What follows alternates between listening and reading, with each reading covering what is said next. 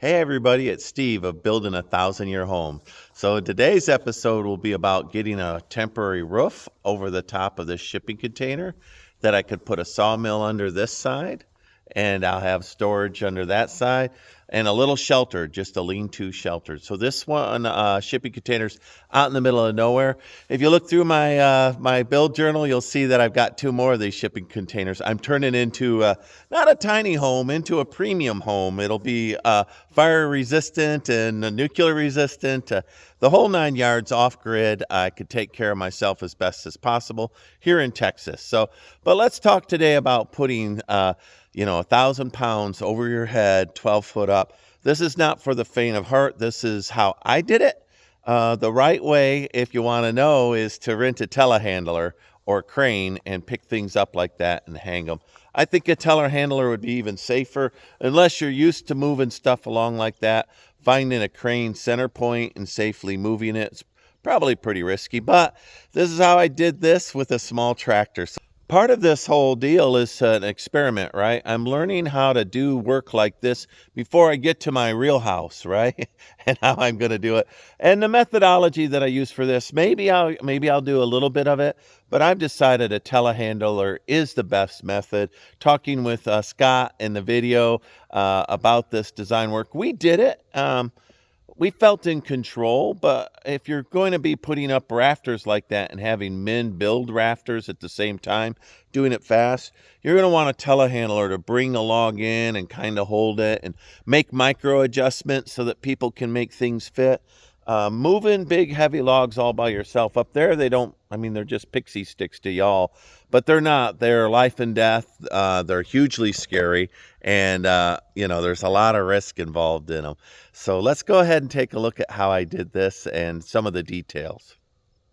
Well, I have a problem, and it's a 45-degree log that's 1,000 pounds leaning against the connex. I want to use that as an outdoor rafter, and so I tried to do it myself. It's not possible. So I had Franz come over as safety officer, Scott come over as muscle. Scott will end up driving the four-wheeler while I'll use the tractor. And we're going to tip these up, pick these up and tip them into place. And then I'll move them later. So attached to that log right now, I have a safety rope, and it will hold up to 5,600 pounds. It's a roof line or a lineman's rope for safety, but in this particular case, we're going to use it. The ATV I put into four-wheel drive, and it's ready to go. Here I'm changing out the forks for the bucket, and the reason for that is the bucket has edges, corners where the log will catch. What I don't want the log to do is to jump out over the top and come down and spear me in the face and kill me, which is a real possibility. So with the bucket on, I went ahead and put the log in right there. You see how it jumped out of. So we had a discussion if we didn't feel it was in control, if we required it to leave the bucket before it was into place, then a telehandler was going to be brought in. But in this particular case, after we did it once, it felt okay. The four-wheel ATV is way heavier than the log, and the angle on it was in control. The ropes were in control. So once I did one of these, then I did the other. In this case, you'll see how I get it at the 45-degree angle. So I bring in the log, and then I raise it up a little bit, and I get it off one fork and pick it up. And so doing, then the forks will pick it up at a 45. And then I could just back in at an angle, and it'll just rotate the log up to where it was. That's how I did the first one. And then I go onto the back of the log and I push it forward. This is a lighter log in the middle. It's not as heavy as the first one. The first one felt wet. So we decided to go ahead and try it with the forks, with me raising it up with the forks. And this log has all kinds of weird things that should have been chainsawed off. Realistically, if I was doing this for my home, I would have skinned all these logs, right? This is a temporary outdoor structure, a lean-to structure. Then I'm going to put a sawmill under, and eventually I might take the roof down. So look at Scott gets the Indiana Jones and throw me up a rope.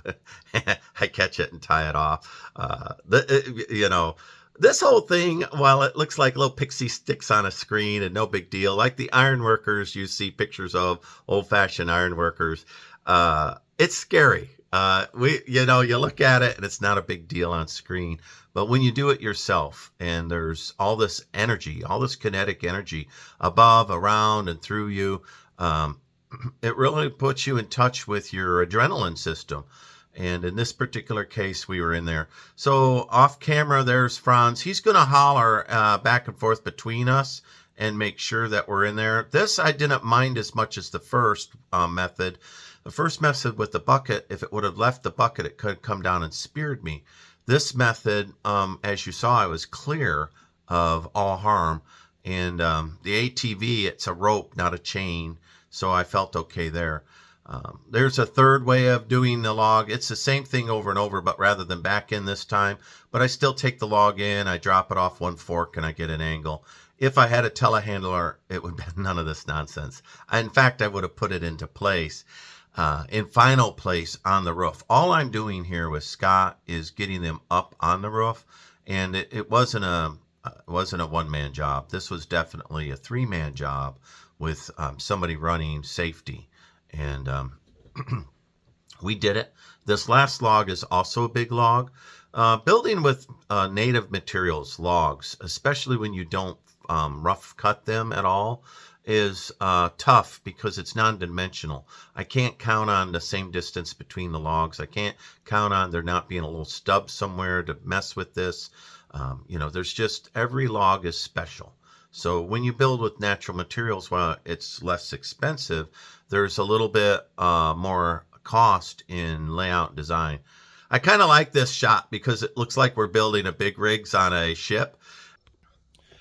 So these lineman ropes that you see the coating on them? They're yellow and they're blue, and you can look them up and see what the rating is for that. I think these are between 400 and 1,100 pounds, and these logs are over that. But breaking strength for these ropes is about 5,600 pounds, way more, about 5-6 times more than a log.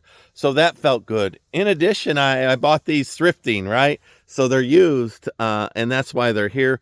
They probably were used by linemen, and professional linemen are not going to allow a frayed rope in their environment. I don't blame them. So what I did is rotate. Each one of these logs got the safety rope around it, and I'm leaving the safety rope on for now so that I can move these from the ground if I need to. I got a little bit of work to do, so they're all just resting up here on top of the shipping container, but I need more than that. I need to actually move them into logical spots. I need one up front here and chained into the bulkhead 4 foot away, or maybe even 8 foot if I can pull that off, but probably 4 foot. Another log and another log. I probably will want 20 feet, so I might fudge a little bit and make these 7 foot apart, or something like that. Then I'll come back in and I'll put a framework of 2x4s in between all of those, box them in, nail a brace on the bottom so I can just set the sled on it, and it'll be 24 inch or 21 inch on center, 2x4s framed in so that I could put tin on top of this. The whole thing isn't to be weather tight or anything like that. It's to shade my sawmill from the weather while I work. And it's on the north side of this shipping container, so it'll be as cool as possible. Because my problem down here is heat. And, it's it's Thanksgiving Day is what it is right now. And I've got 25 of the hottest days in November on history here in Texas. It's just been hot and dry, hot and dry, hot and dry. So there's the inside of it all tricked out with some lights. And this side, what I'll do is I'll even these all up so they're all even on this side. I'll come back in and I'll cut a canalis. I'll cut a culturally appropriate decorative edge to each one of these and tin this side as well. There's not as much room here on this side, so this would be where I'd store things, like maybe I'd back up my horse trailer against there so that horse trailer won't get rained on, things like that. Tractor supplies, things that I want to keep out of the weather, but not like the sawmill that I want to shade and protect it. So there'll be a larger overhang with the smaller logs on that side, the shorter overhang on this side. But I've got to move these all, right? See how they're all just put up there right now. We threw them all up there. Boop, boop, boop, boop, boop. All right. Well, I want to thank Scott for helping me get these logs up. Franz was our spotter that day. Good thing. So there they are. They're all sitting up on top of the shipping container. Listen, this is the real deal. I'm a solo builder. There's not a team standing off grid. If I make a mistake here, I could be dead. So, but let's get these scooched up and to where I want them in their final state. Also, I just noticed I'm going to do an inspection, rotate. So I did an inspection of, everything. I noticed that something I missed on this shipping container is back there. I've got a little caved in spot, which I've never noticed when I walked around in it. So that won't be any good. That will hold water and rust that out. So my experience is I'm not strong enough to jack those out, bump them out. It's not possible. What I'll have to do is I'll have to put a concrete in there or something and raise it up so that it's level and the water runs off. I will not leave that like that. It will rust a hole in there. So even though these Core 10 containers will last a very, very long time, they won't last a long time if you leave water sit in them. Ideally, I would have debarked all of these and put them up there, but this roof is going to be a temporary roof. I'm intending to take it down. The problem is when you're super successful, things that are temporary become permanent, right? So I don't want that. So without further ado, let me go ahead. I've got this timber skid right here. I'll go ahead and get it up on the timber skid. I'll put those 2x4s inside it, underneath it. And then with that, I should be able to push and pull this thing. And I could always get the four-wheeler, change the rope points and get the four-wheeler, put it on there and move it forward. We'll find out if I could do it manually first. All right, I'm going to apologize right now because this is a dynamic environment. It bounces around. I know that y'all will be bouncing. My apologies for that. Well, let's see if this will mess up the balance too much and have to do something else. So if it starts falling off, I'm just going to let it fall. But I think that I could probably pick this up. No.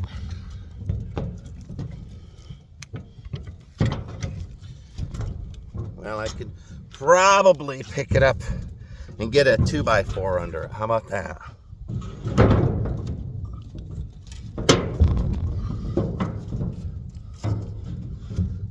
Maybe not. No, it just doesn't have the right balance on it for that.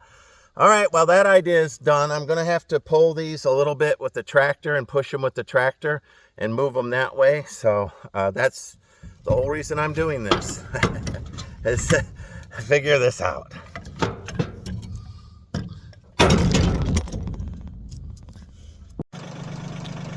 Well, I just didn't have enough balance up there, right? I could see I could tip a log off. So what I'm going to do instead is down here with the rope, those ropes, right, 5,600 pounds, just kind of move it this way and yaw and try to get it scooched all the way forward. And then once it's close, maybe I can work with it a little bit once it's close and I know it's balanced, but it's just not balanced enough for me to feel safe. All right, let me, and it is setting sun. We'll see how far I get or not.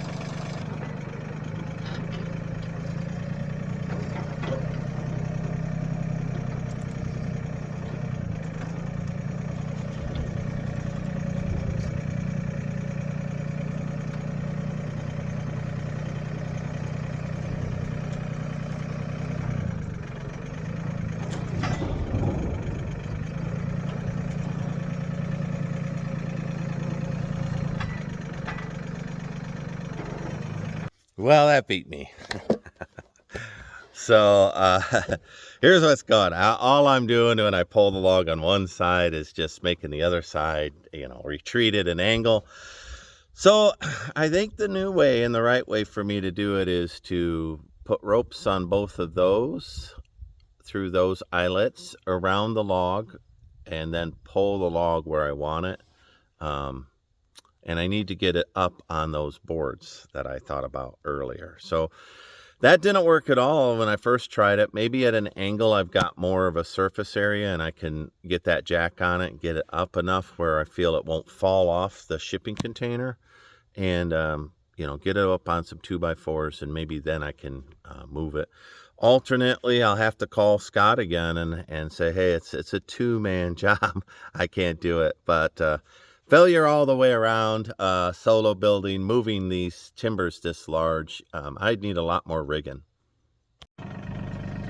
All right, well, one more attempt. It's the angle, right? So I'm going to, I've got a rope on each end of the log. I've got a board underneath it so it can slide without going bump, bump, bump, hopefully. And then I'll raise my forks up and I'll pull. And it's just a half hitch on there. So if, I feel like my tractor's doing that, I'll stop and drop the forks and the ropes will come off. I won't care if that log falls. But my goal is to get that one log right there to the end, right? So that I can work on it. It is the setting sun. It's been a long day. So, people make mistakes on that. So I'll cut out early if I see a problem. This is how people get hurt, right? But let me try it one more time. The telehandler is the right idea. You can see this is just way more effort and risk. The last thing is ratchet straps to the bulkheads and then just ratchet strap it slowly, slowly, slowly. That would be smarter maybe than a fork truck, but we'll see. We'll find out.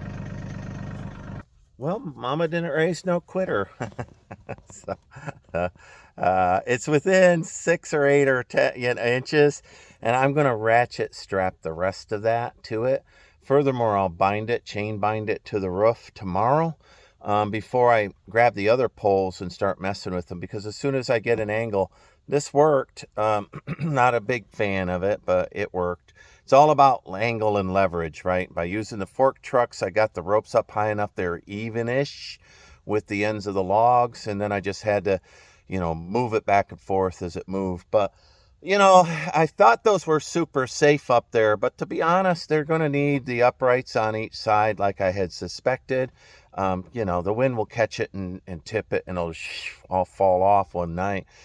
So the way around that, I'm going to tie uprights into the ground to each one of those posts, and I was going to stagger them and each post will get safety board. I wasn't expecting that. A post, each one will get a post. All right, and that's all just for a temporary thing. It's still faster than finishing up that sawmill thing that I was doing. Plus I'm out of the sun, so I like this design a little better, and it fits me for future plans if I end up doing something back in here. So with the stock pond and whatnot.